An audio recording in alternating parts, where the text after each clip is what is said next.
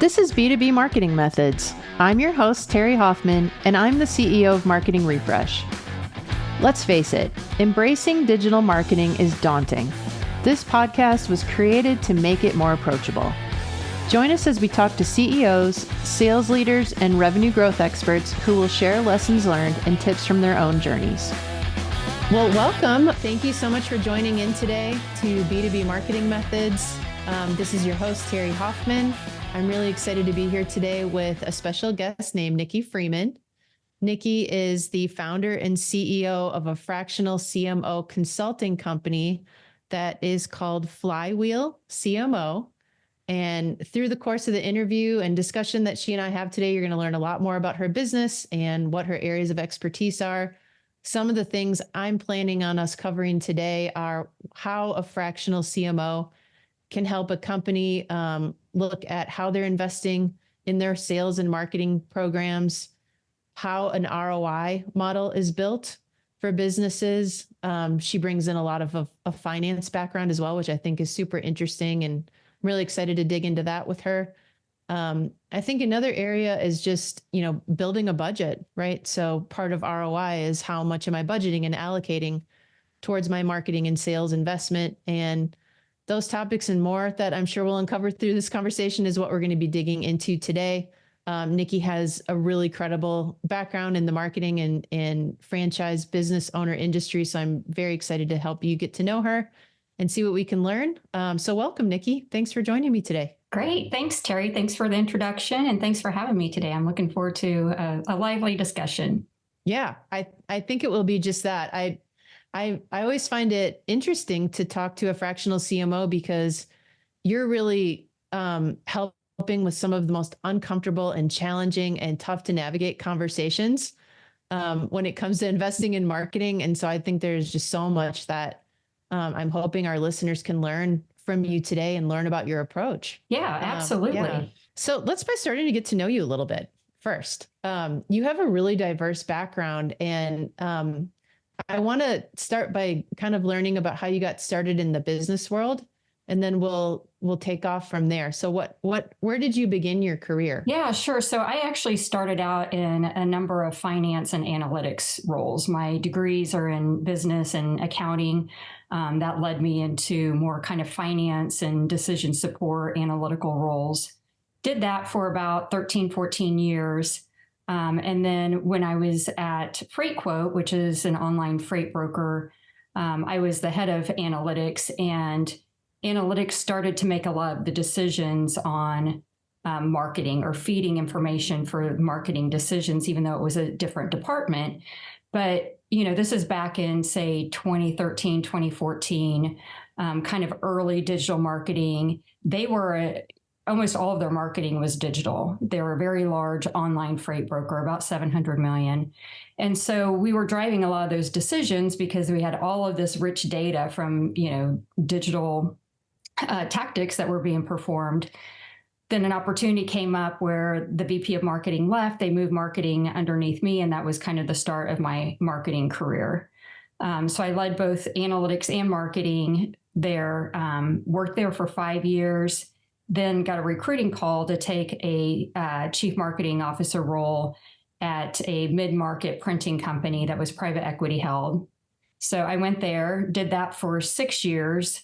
When I first got there, not only did I run marketing, but I like to look high level and get beyond just marketing to see, what's the overall corporate strategy and how are we going to achieve that? And it may go outside of the role of just purely marketing. And so I set up a sales team. I generated or created a new product development team, which was the first one they had. And so ultimately I became the chief revenue officer because my scope went beyond marketing into sales and product development, e-commerce solutions. So did that for 6 years. It was a really good run, and got to a point in my career where I wanted more flexibility. And I really love working with small to mid-sized businesses and helping them achieve their revenue goals.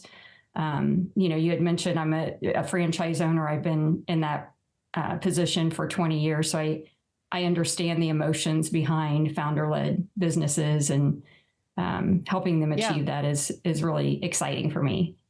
Yeah, that's so cool. You have had a very diverse set of experiences. I'm really curious going back to the freight company that you worked for, when you got presented with the opportunity to take over marketing, what interested you in that? Like, that had to have been, it's a very different part of the company, right? A totally different functional area. What made you want to dive in and take that on? Well, it's interesting. So for so many years, I was doing the analytics on the back end of what's working, what's not working, then kind of got into driving decisions with those analytics. And I got to the point where I wanted to really be the one in control and making the decisions of what those ultimate results ended up being. And I was so passionate about it before I took on marketing. I would stay up late at night, get up early in the morning, and just consume as much information as I could off the internet about digital marketing and learning all the ins and outs of it. So when I was presented with that opportunity, it was a natural progression for me. That was actually the next thing I was going to ask you is, how did you learn about marketing? I've always viewed marketing as, this is probably a very poor analogy, but I think it's more of like an apprenticeship type area of learning. And what I mean by that is, when you want to become a plumber or an electrician, there is a baseline of knowledge that you have to learn, right? Just so that when you start working as an apprentice and you're going on sites and being trained by somebody who's a master in those areas, you can actually grasp and understand what they're teaching you. And I think marketing is very similar. It's hard to complete a 4-year degree and then be ready to just dive right in. That's only the starting point. So what were some of the resources you turned to start learning more about kind of the fundamentals of marketing? Yeah, interestingly, so I used HubSpot a lot. And this isn't, trying to put a plug in for them, but I didn't even know what it was they offered until I had consumed a lot of their content. So obviously they are the experts on content marketing. But as I was looking at things like, wanting to dive deep into understanding Google Ads and Google Analytics and SEO and what were all the best practices, they were coming up often at the top of the results with content that really resonated and met the needs of what I was looking for. And then after a while, I thought, well, what is this HubSpot? Is this just like a marketing, resource library? And then identified that they were actually marketing automation. But so HubSpot a lot, Neil Patel, just very now famous marketing industry gurus or, companies that back in those days, they were kind of, very early on, because we're talking again, 2012, 2013, 2014, right in that era. Yeah. Okay. It's funny because those are some of the main tools I used to learn as well, because digital marketing is not that old or mature of an industry. When you're in the industry, it feels like things change so quickly and anything that came out a year ago is old already. But in reality, if you compare it to the maturation of any other industry, it's still pretty young, right? And still doesn't have widespread adoption, which is one of the reasons that I do this podcast. But one of the things that I really value about HubSpot is that they've created some common vocabulary, and I think they also make it more accessible and easy for somebody that doesn't know anything about marketing or digital marketing to get really onboarded into that world. Right. I think they have 100% figured that out. And that's, to me, the gold standard. When we have new employees or interns, that's the first place we have them start getting up to speed. Yeah. Yeah. Which really kind of goes back to where you said marketing is like an apprenticeship. There's so much that you can learn in college, but one, the industry is changing so much, so you're constantly learning. And two, having some business experience goes a long way in maturing you as a marketing professional as well, because you need to know how all the dots connect, right? So it's not just what are we doing from a marketing perspective, but also understanding, how's that align with sales and how's that align with corporate strategy and, operations and kind of all the pieces, at least from my perspective, when you're in a leadership role, you really need to understand all those piece parts. And it's just something that you learn through experience and not through education.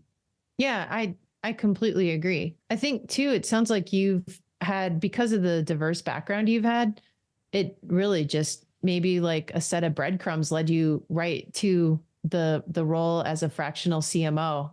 For those people listening that don't really know what that role does, so from my perspective, the title Chief Marketing Officer or CMO, that is a title that is very common in the consumer marketing space or with big B2B SaaS companies. But I'm starting to see it really emerge even more into more of an industrial or manufacturing B2B space. So I was wondering if you'd even just define the responsibilities of that role and how that role adds value inside of a B2B business. Yeah, sure. So a fractional CMO is basically you're paying for a fraction of a CMO's time.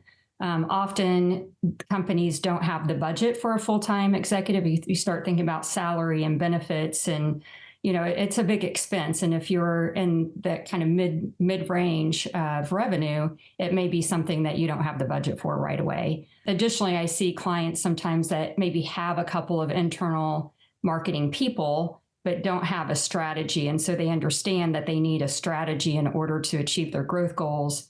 But again, they don't have the budget for it. So really a fractional CMO can play that part at just a fraction of the cost. So I will, instead of working full-time with one, organization, I'm working part-time for say 3 or 4 organizations and just charging a fraction of my time for each of those. So it's a really cost-effective way to get some high-level, insight, leadership, developing a solid strategy and helping with the execution of that without, spending $300,000 a year to do it. Right. And so who are you typically interfacing with when you get in engagement and start working with the business? Who are the typical stakeholders that you're interfacing with? Most often it's either the founder or the CEO. If they do have an internal team, then I'm working with that team and leading them, mentoring them, leveraging them for work that I, feel that they could, bite off and do. And then I'm also reaching out to agencies and engaging agencies for work that they don't have the internal resources to perform. Okay. In the B2B space, especially manufacturing, that's one of my industries. I know that you guys are really strong in that industry as well. I find that it's not atypical that they haven't been kind of on top of their marketing game, and especially when it comes to online presence and digital marketing, and maybe they don't understand really even how it's relevant for them in their industry. But it's been fun for me to kind of educate and break down those barriers a little bit and help them understand why it's relevant and how a good strategy could help them achieve their growth goals. Well, and there are a lot of investments being made into the manufacturing industry through private equity and other types of investors. Are you also taking on the responsibility of helping that founder or CEO role develop content for the board to kind of help them understand what's happening with their investments? Oh, yeah, absolutely. Because, that's one of the first places that a private equity firm is going to look at is, are you investing for growth? Do you have a strong marketing plan? Do you have marketing resources? What is your growth plan? That's how I got, the CMO role at the printing company was through private equity. And so, helping to tell that story. And I think because of my diverse background and having that data analytics, then I can tell it from a side that makes sense and resonates with private equity owners, which is more from the finance and the numbers side versus from the, branding and brand equity and buyer's journey. That kind of language, they might be interested in it, but at the end of the day, they're going to want to see the ROI, which is how I present to boards or, provide that information to the CEO or founder. Yeah, that's great. I think that's what I really love about that fractional CMO role is it connects all of these different groups of people who are they have different pain points and they have different concerns, and there's no connective tissue. There's nobody helping to interpret what is important to each one of those groups so that they can understand one another. Right. And that I might be oversimplifying it, but I think at the core, that is a really core part of that responsibility. The role that you play is just helping everybody understand what's needed, why it's needed, what it's going to do for them, and then how to ultimately make that into a reality through implementation, right? Right. And making a story of it. I'm all about storytelling, and data is a great place to start with stories. And so when I'm developing a strategy, it's very heavily data focused.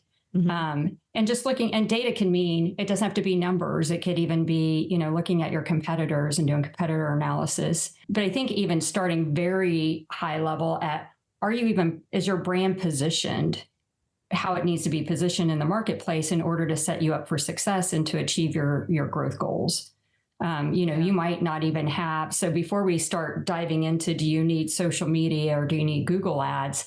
I mean, you kind of have to start at that grander level of what is it that you're trying to achieve as a company, as a business? And then are you positioned within the marketplace to be successful in achieving that?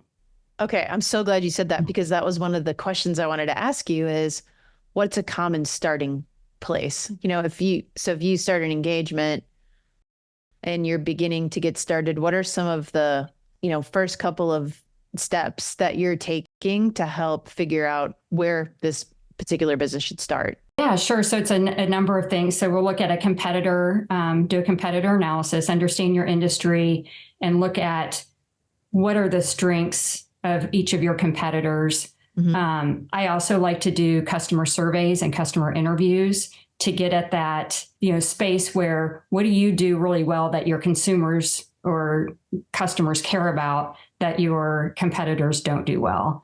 And that is really kind of what positioning is all about, right? So making sure that there is a differentiator there. I also like to dig into customer data just to see what's going on with your current customers.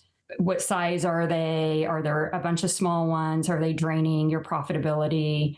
Is there some kind of segments? Do we see certain trends? Understanding your high level KPIs that are common in marketing, like your customer lifetime value, what's your customer acquisition costs, what's your average order value, your retention rate, just to see if there are some concerning trends that I'll want to address in the marketing strategy as well.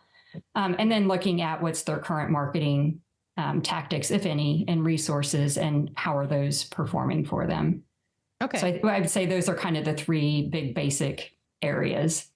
So I would imagine that depending on the personalities involved and maybe some other dynamics going on within your clients, and I'm probably basing this on a little bit of past experience of myself too, but do you often run into just like a level of, I guess I'm just going to call it impatience, like just like anxiety, like, this is great, Nikkie, we're hiring you because we know our marketing isn't probably doing what we need it to do, and we do want to grow. So, and we need you to help us figure that out. But how do they respond to starting with some of those steps that sound like they're going to take a lot of time before they can really get out in the market and get started?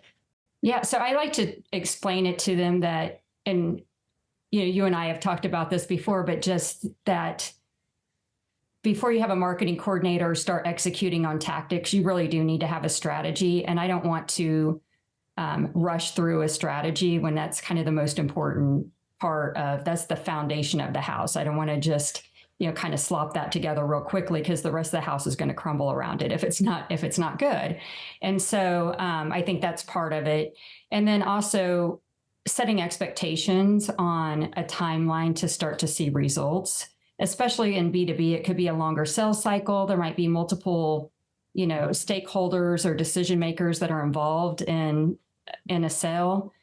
So it's not going to be, hey, we spent some money on ads this month, and what did we see from it this month? So there may be a bit of a longer payback, but that's okay. And you would expect that elsewhere in the business as well. If you're buying new machinery, you're not expecting it to have a 1 or 2 month payback period. So you're investing for growth, but just know it will take a few months to start to see that growth. And you'll get the leading indicators, which is why it's important to measure, everything. It might not be revenue from day one. It might be you've gotten a lot more website traffic, brand impressions, leads coming in, and so forth. So if you're starting to see the right leading indicators before you get to revenue, then you know that things are working, and hopefully that patience, comes into play there. Like, oh, okay, I'm starting to see that this is going somewhere. Yeah.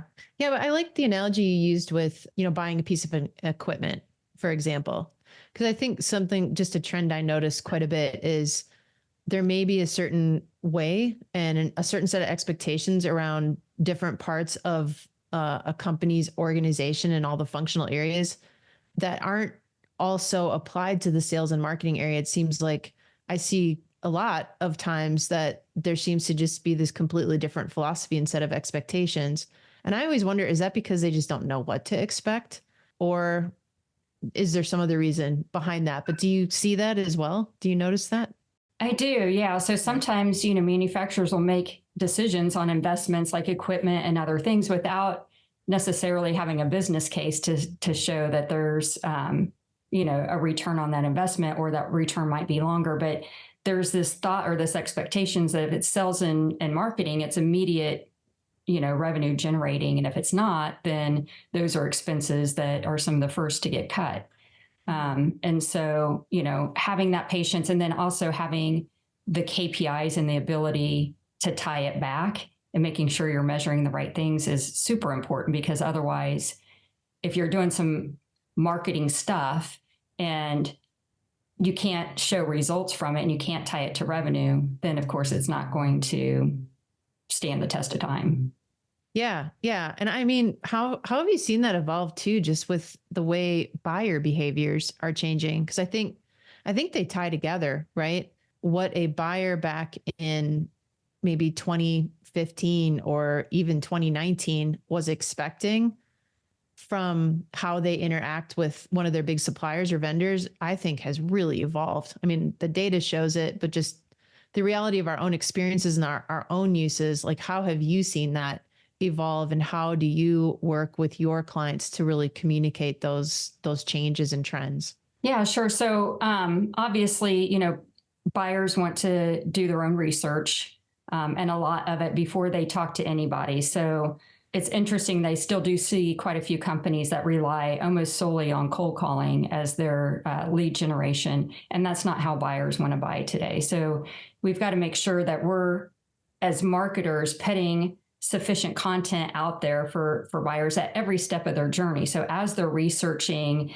and evaluating and looking at different vendors and wanting to know, who's the best one, then, if you don't have a good online presence, you're not in that game. You're not even going to be in the decision set then for that buyer.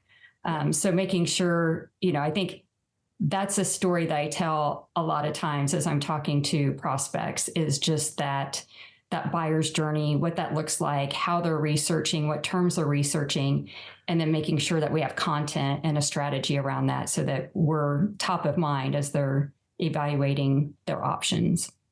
Right. Yeah. And there still seems to be like a lot of hesitancy to believe that people are really searching for something that manufacturers do. One of my favorite things to do is to show them some data that right. Shows how often their own brand or their own product names or their own, particular model numbers even sometimes are searched. And it's like a great surprise to them to find out wow, people are actually looking for this. And it can't replace what your salesperson is doing to build that relationship. But I think it's more of a reflection of how the needs of buyers and the amount and types of information that they need is just very challenging for a salesperson or a BDR to produce on their own. Do you agree with that? And do you see that as well? I do. Yeah. And I think it makes the salesperson's job easier. If you think about, the example I gave where I know companies, even as large as 100 million that rely on cold calling, I saw statistics that for B2B cold calls, the conversion rate is 0.02%. So out of 10,000 calls, you're getting 2 clients. That conversion rate for handraisers, which is what marketing is going to drive, right? So if we get content out there and we're doing our job correctly and we're advertising and we're getting in front of the target audience, we're going to get handraisers that come in that are going to be much more likely to convert to a customer. And that's going to be a lot more efficient for your sales team. So marketing is kind of seen as an expense, but look at your sales team and what is your customer acquisition cost with just a sales team? How much time are they spending to get one client? And if we could increase that conversion rate to say 10%, which is, it could go from 1 to 10% on inbound leads, then the math works out where it's worth it to invest in marketing, and you actually end up saving and your customer acquisition cost comes down. Wow. So you're talking about another trend that I see really evolving right before my eyes, which is how does the relationship and the responsibilities, how between a sales role and a marketing role, how have you seen, those roles and responsibilities change and evolve here recently? Yeah, I think it's got to be symbiotic. I feel like in the past it was kind of siloed. So marketing's over here doing some stuff that sales doesn't really know about, and there's not communication going back and forth. But if you're working effectively as, an organization, then your marketing team is providing leads to the sales team that are ready for a sales conversation.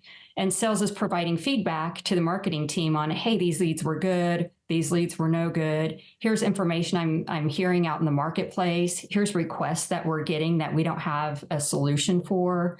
And so having that really aligned and coordinated is super important in order to achieve growth goals, because working in silos just doesn't work anymore.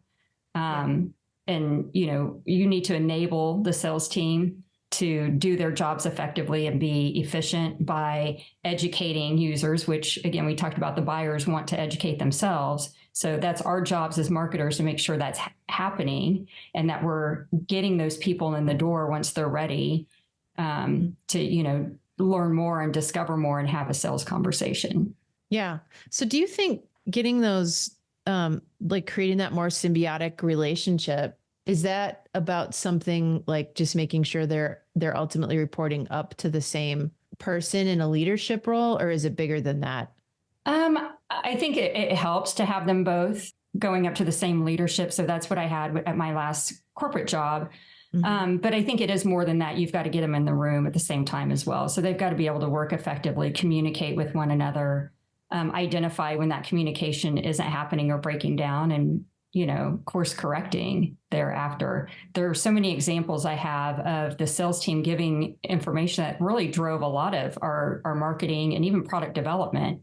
And so, that's how I came to create a product development organization. My last role is because sales came and said, hey, the market is asking for this and we don't have this. But there's a lot of demand for it. And so then we create it. But then they're going to the marketing team as well and going, hey, this is a hot product that we have right now. There's a lot of demand for it. So maybe it's something we already have. Well, let's, as marketers, we have to be very nimble and agile and quick to change to marketing or to market dynamics. And so that could be one too, where that feedback goes from sales to the marketing team, and the marketing team can set up a campaign to take advantage of the fact that that's a hot product at that given time. Yeah. Yeah. I've been trying to introduce that term sales enablement into more of my conversations lately, whether that's through, these podcast discussions or just content that I publish on my own on LinkedIn. But I think that's so key, is that sales enablement mindset really needs to be brought into the relationship between the sales and marketing, because I've always viewed marketing's role as like, what do we need to do to make a sale easier, right? Like, how can marketing support sales so that the whole process is more efficient and effective? Right. Right. Definitely. Yeah. And then even post-sale, as you know, there's more marketing work to help retain those customers and get them to be loyal, and how do we get them to become brand advocates? So a lot of it's upfront and helping kind of get that initial sale on the client acquisition side. But then, there's continuing work from the marketing department as well, just to help. How do we increase retention? How do we cross-sell? How do we improve our average order value? How do we get those loyal customers, and can we set up a loyalty program? How do we get referrals from them? Yeah. Yeah. Those are all such important marketing functions. I want to shift gears just a little bit and ask you about budgeting. So you talked about like some of the 3 buckets of ways that you find are like the best starting point. I'm also curious about budgeting. Like what are some of the fundamentals to starting that conversation about budgeting with the companies that you're working with? So, because I think a lot of times, particularly in the manufacturing space, they don't really know what to budget, right? Like they might know what they're able to budget and what they feel comfortable budgeting. But sometimes when I'm asked that question, I'm like, well, if you're not able to budget enough, you might be better off like taking a couple extra vacations next year. Right. I mean, I'm joking a little bit, but Right. but also it's like you want to make sure that enough is budgeted and it's not just based on, well, this is what's comfortable. It has to be based on something that would be more strategic and based on some analytics, right? And so could you give us a little insight into the budgeting process that you find to be successful? Sure. Yeah. So at a real high level, I'd like to share statistics on kind of what the average B2B, and it can differ by size of company and by industry. But you look at B2B companies, it's generally around 7 to 8% is the average of revenue is spent on marketing. It's a little bit higher for B2C, higher if you're in an early stage company and you're looking for more growth. But if you don't have, at least say 5% to spend on marketing, it is going to be a challenge if you're looking for big growth goals. And I'm with you. It's like if we don't have that percentage or minimum amount to spend on marketing, but you're expecting results, then it may not be worth investing at all. Otherwise, you're dabbling. A very minimal couple $1,000s a month isn't really going to get you much, and it's not going to be able to drive results that you're looking for. And then you're going to get frustrated and you're going to be upset that you spent your $2,000 or $3,000 a month and didn't see immediate results from it. So I think I'm about zero-based budgeting. It doesn't have to be, it's got to, fall right at 7 or 8%. It's here are the things that we need to do in order for you to hit your growth goal. And here's what that's going to cost. And at the end of the day, is that in a reasonable range for a company of your size and your industry? And if that answer is yes, then, it should be an easy decision to move forward. I will say I've worked with a lot of companies and helped them grow. And at a minimum, they're investing 5%, many of them 10 to 15% of revenue in marketing. So yeah, I usually what I see with clients that are, of that size I'm looking for kind of mid-market is they'll stall out at revenue somewhere, say maybe 15, 20 million. And all the things that worked for them to get to that number is no longer working. So they may have a couple of salespeople. They grew very quickly from 0 to 20 million, but the last 3 years, they've kind of been right at that 20 million mark and they're not growing. And they feel like there's opportunity for more growth. Maybe they're trying to hire more salespeople and that's not effective. And the thing that I find is that, because one salesperson isn't going to be very efficient in spreading brand awareness. So you've gotten that low hanging fruit in the market and in your target audience, but we need to go beyond that to drive more demand. And doing that by making 10,000 phone calls to get 2 customers is not going to be the most efficient way to get there. Yeah. So I think drawing that plan out to show somebody, here's how we're going to get to your growth goals and here's what it's going to cost has been the most effective. That was gold that you just laid out, because I think that is a very common obstacle. And people in leadership roles at those companies aren't necessarily sure about how to approach everything that you just talked about. And then I often see them very naturally jumping to, well, let's develop a strategy and start getting active in some of these channels where we know our clients are. But if you don't have that really business case with the budget behind it that is connected to your growth goals, it just leads to so many potential fails. So I think what you do in that budgeting area is so valuable. Yeah. Yeah. And the thing, I think the hesitancy sometimes for people is, well, I'm not guaranteed that I'm going to see this much return or this much revenue. And that's true. I mean, I have money in a 401k and in mutual funds, and I'm not guaranteed a return on those either. But history would tell me that that's the wise way to invest and that there's, an average return over time. That's a really good analogy. I like that. what if you are talking to a prospect or to a company and they're not even sure what to put down as their growth goals? Because it sounds like that's kind of a key part of the process, is being clear on those growth goals.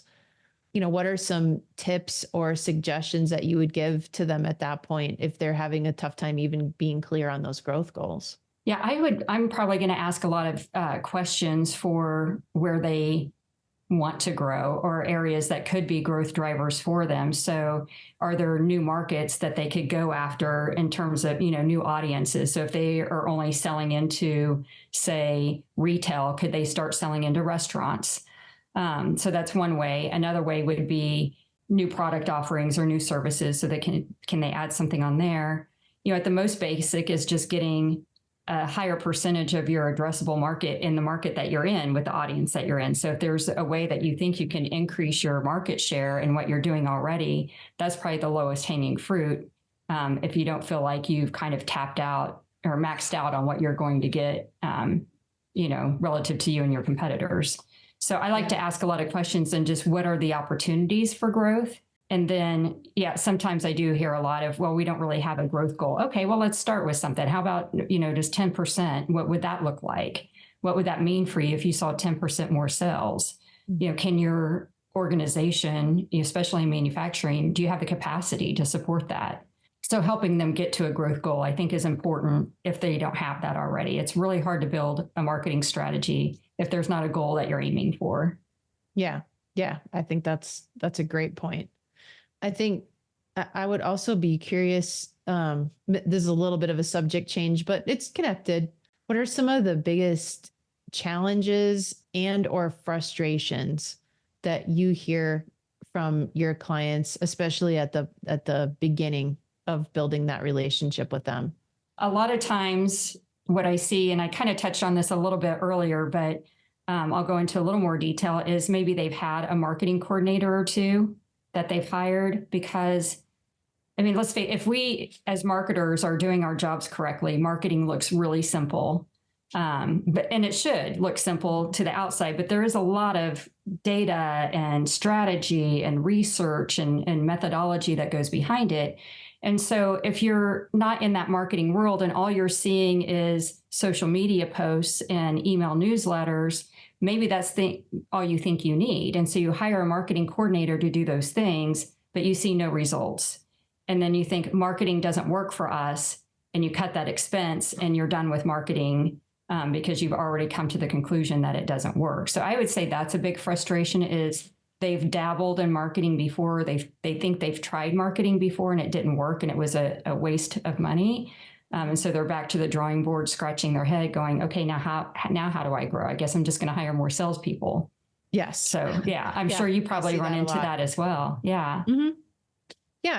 And a lot of times when we've run into that, I'm like, hiring another salesperson might not be the bad idea, but I don't think it's necessarily connected to why the marketing wasn't successful. Like even though those roles are more ingrained and more kind of integrated than ever before, it might not be wrong to hire another salesperson, but it might not also be the solution, the full, complete solution to why you're not achieving the growth goals that you have in place.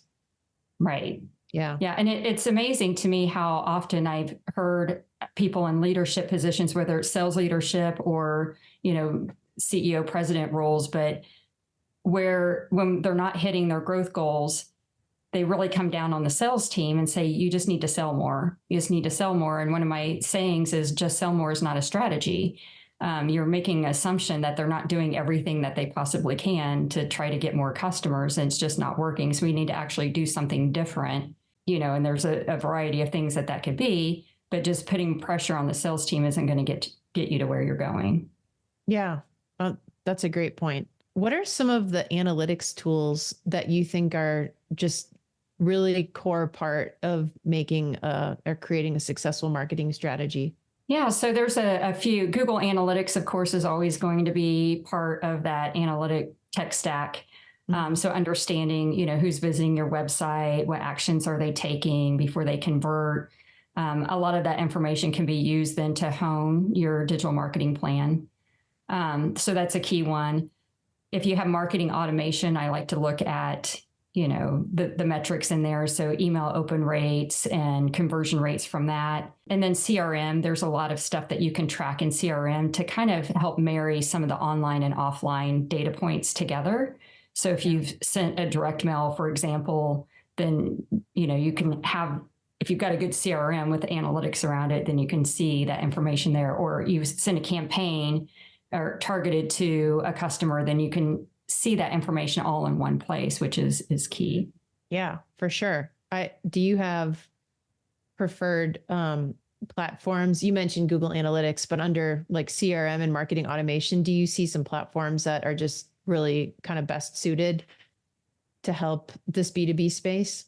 Yeah, so my favorites, and they're the ones that I have experience with, but HubSpot I really enjoy because it's easy to use. So it's really well suited to that 20 million to say a couple 100 million size organization, because it's not as complex as the golden, Salesforce. So yeah. Salesforce and Pardot, I think are really good, solid. They're always going to be, leaders in the space, but there's technical components to that, you've got to send somebody to training and to really understand it in order to fully leverage the tool and set things up the way that you need them to be set up in order to get the analytics. Whereas HubSpot, I feel, is one, it's better supported by HubSpot, and then two, is more intuitive from a user interface. Yeah, I agree with both of those, or all of the comments that you just made. That's definitely my experience as well. I think it also just depends on exactly what they're needing out of those systems as well. But I would say, like, generally speaking, HubSpot is probably the easiest platform to get started with if you're looking at CRM and putting some automation programs. It's not, it's not free. There is an investment you have to make into the platform, but I think it's worthwhile because of the efficiencies that you gain in your program. It's almost like having another staff member when you have that product in place. Oh, definitely. And it gets back to, kind of what we've talked about, that alignment between sales and marketing and having sales enablement. Having a tool like HubSpot allows you then to get those leads in, put them through lead nurture and score them once they're ready for a sales handoff. Then it can be done there right in the tool without manual manipulation of all those touch points. Yeah. I have seen before, salespeople trying to send their own marketing emails and spending a lot of time doing that. And I just feel like, oh gosh, there are much easier ways to do this. Let us help you. We can automate all of this and send out a lot more emails and not take up your time. And your time is better spent then on having, conversations with customers and not trying to send marketing messages. Yeah. Well, I also wanted to make sure that I got a chance to ask you about e-commerce, right? So e-commerce, I think, in the B2B space is a growing market. And it's definitely something in the last probably 2 years in particular that our agency has gotten more requests for. And I'm just seeing, I also think it's a reflection of how buying behaviors are changing in the B2B space. But what are some of the trends you're seeing as it relates to e-commerce? B2B e-commerce? Oh, yeah. I feel like, so people think e-commerce is B2C, and at the end of the day, the C is the same person that's making the decisions at a B2B. It might be different motives behind those decisions when you're working on behalf of a business versus buying something for yourself personally.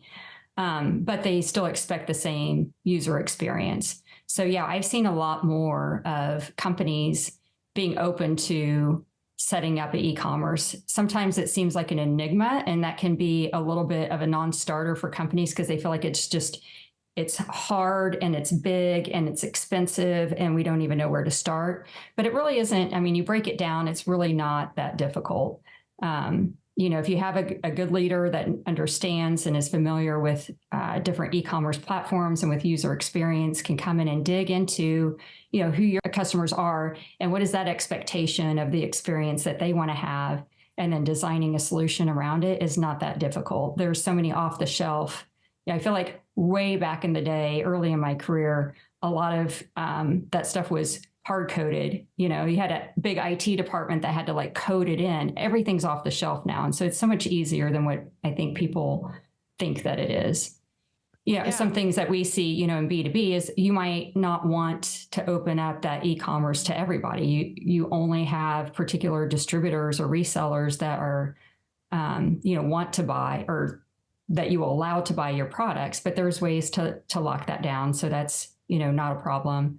Or a trend that I'm seeing in manufacturing is wanting to go direct to consumer. So maybe they've only sold through distributors and resellers, but starting to realize that consumers are the end user oftentimes of their products. And if they can reach them efficiently online, then that's, a trend that I'm seeing. Before, they didn't want to get in that space because it's too expensive to get into the end user space, because it's too expensive to build out a, brick and mortar across the nation.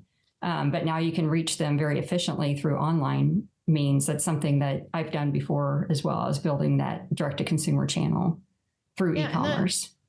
I think that's huge. A lot of times those manufacturers that are accustomed to selling through distributors, it's because there is a certain size of an order, that gets them to achieve the pricing that makes the most sense for their distribution business.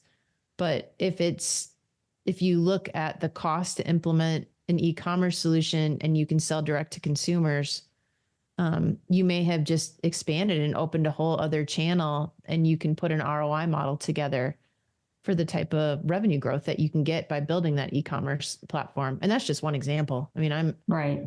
Yeah. And you're getting retail margins instead of wholesale margins. So there's some margin expansion there. And a lot of times what I hear is people are afraid of that channel conflict. So they don't want to upset their distributors and resellers by competing with them directly through a direct to consumer. But there are ways around that as well to do that in a way that's going to be beneficial for, everybody involved. So yeah, no, I agree. I mean, it amazes me how these big platforms like Shopify is a huge example. Shopify has become known as the 800-pound gorilla for B2C, for consumer brands that want to sell their product online, but they have really beefed up their B2B offering and have some amazing tools available. Salesforce does as well. They have a whole commerce cloud solution. And then of course, it kind of looks like HubSpot is at the front end of getting into that industry as well. Right. The commerce industry. I've been reading a lot about that lately. So I think it's the companies that have the platforms are starting to see these trends as well. And their offerings are more robust than I think people might imagine.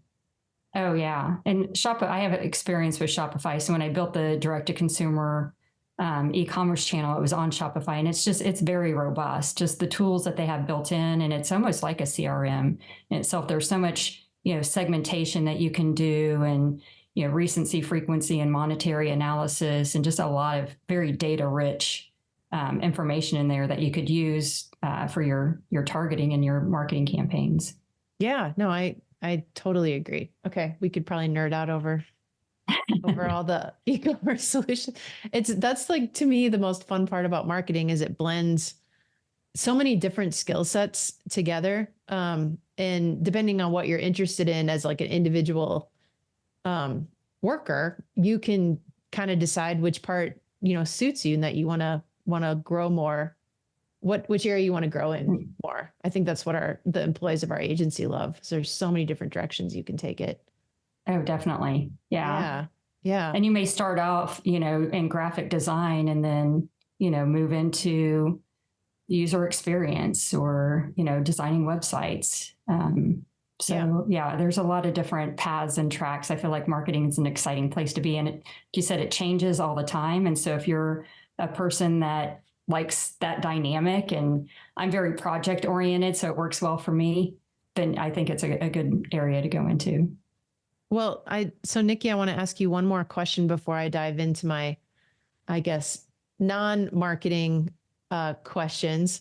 The last question I wanted to ask you is if you got an opportunity to talk to, that $50 million manufacturing business as an example, if you got a chance to talk to somebody who's interested in learning more, what would you suggest as like how do they start? Like, what's the first step that they could take to really start figuring out how a marketing investment might work for them?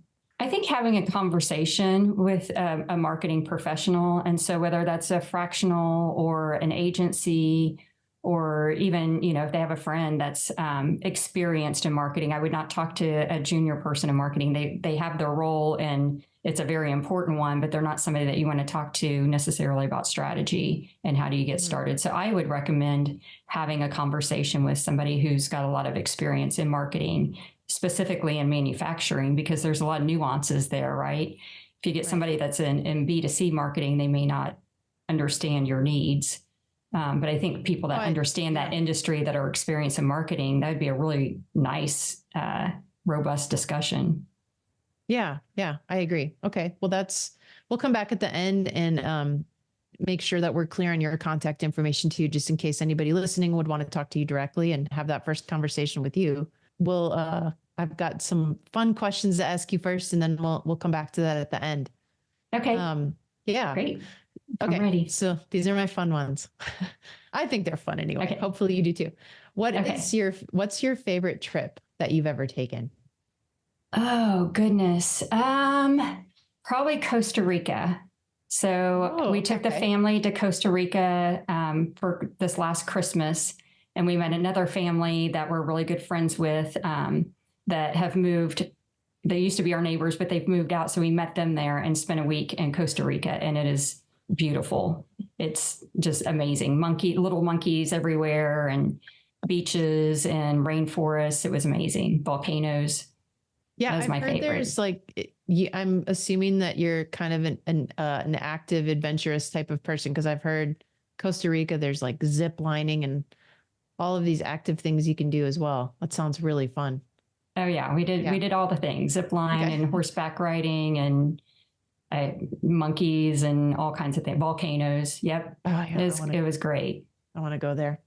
Okay. Next question. If there's a musical group or artist in dead or alive that you wish you could have seen or could still see, who would that be? Oh goodness. That is a tough one. Are you a big music fan?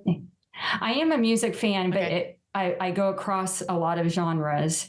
Okay. So I'm probably going to say Janet Jackson. Ooh. Would be one. Okay. I'm pulling her out of my 1980s teenager self. But she was kind of my favorite back in those days. Okay. I think she'd be high up there. Yeah. Oh, she had the Janet. Wasn't that the name of her biggest? I'm going to say CD, which totally dates me, but that's how I bought it. Well, at least you didn't say cassette tape. CD. Yeah. That's funny. Okay. Next question is about books. Is there a book that you find yourself recommending to people pretty frequently or often? It doesn't have to be a business book or a fun book. Anything. Either. Yeah, it's up to you. One that I have recommended to a lot, and every member of my family, I've got 3 kids, every member of my family has read it. My kids are all adults, is the Trevor Noah book, Born a Criminal. It's a short read, but it's funny and it'll make you cry. And it's a good one. It's a good, short, light read. But really good. Yeah. Is it like a life perspective type of? It is. Yeah. Book? So it's kind of an autobiography. So his life growing up in South Africa. And yeah, it's interesting. Okay. And then what is the best job you've ever had?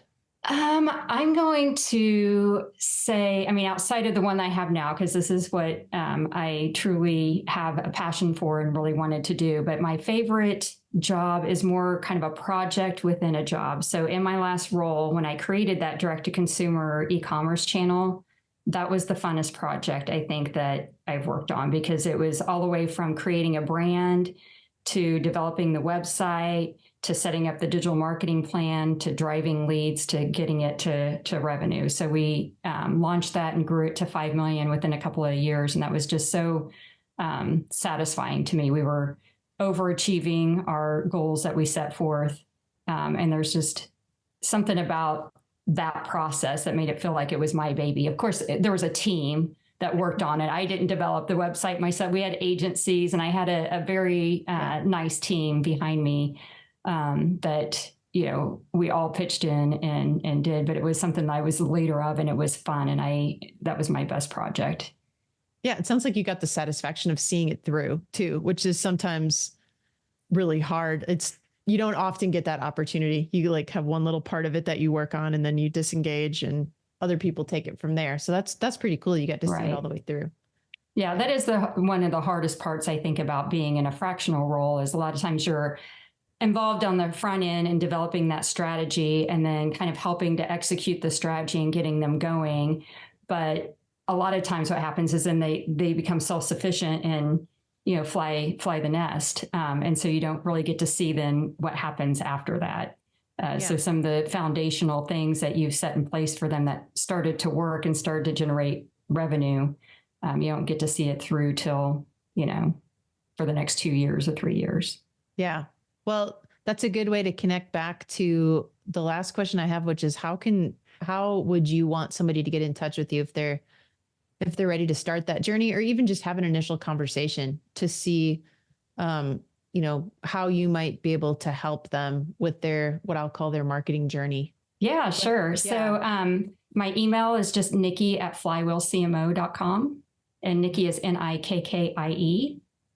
And then another way would be to come to my website. There's a contact us form. We can have, you know, a free 30-minute discovery call to see, you know, what your needs are, or see if we would be a fit. And this website is flywheelcmo.com. Okay, awesome. And then I'm assuming people can find you on LinkedIn as well. Yes. Yep. And I'm on LinkedIn. Okay. And again, Nikkie.